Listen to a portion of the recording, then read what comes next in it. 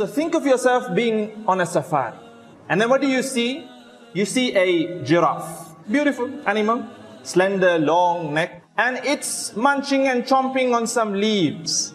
You are in the safari, you're looking and admiring this beautiful animal. And you're thinking to yourself, wow, how carefree this animal looks. Doesn't have a worry in this world.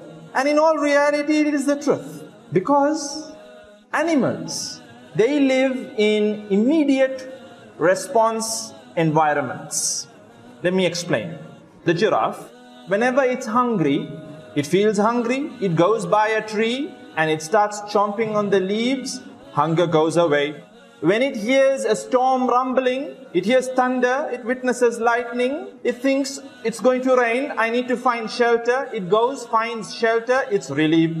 When it spots a predator, an animal that's looking to hunt it immediately, the flight or fight signals, fire in its brain, it runs for safety, and once it's safe, alhamdulillah. So immediate response environments. But we human beings, we live in delayed response environments. Today you're studying, you're not going to see the results immediately. You need to get your degree and you still don't know once you get your degree as to whether you would get a job. And even if you get a job, you don't know as to whether you'll be happy doing that particular job. And you don't know as to whether you'll be paid well.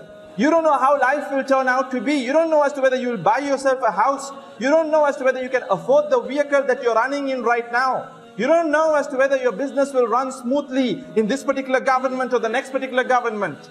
Delayed response. And therefore, the stress factors are chronic. They're not short term. For the giraffe, it's short term. You see, anxiety is a natural response. Anxiety is a natural response. Just like depression is a natural thing, If you read about depression, when you're going through certain worries, depression kicks in to numb your feelings.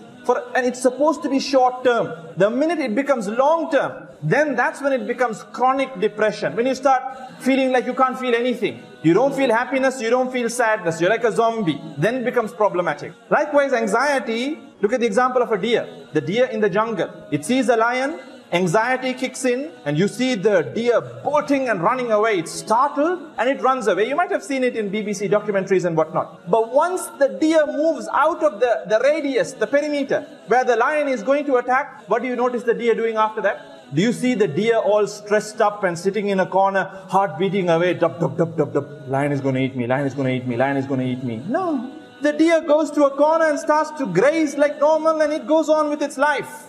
It doesn't have, chronic anxiety where it's constantly on pins and needles. The next time it spots another predator, again it runs. It goes to a safe haven. It goes back to its calm state. And this is how we're supposed to be. But beyond that, we are constantly filled with anxious thoughts. Constantly. We're always on pins and needles.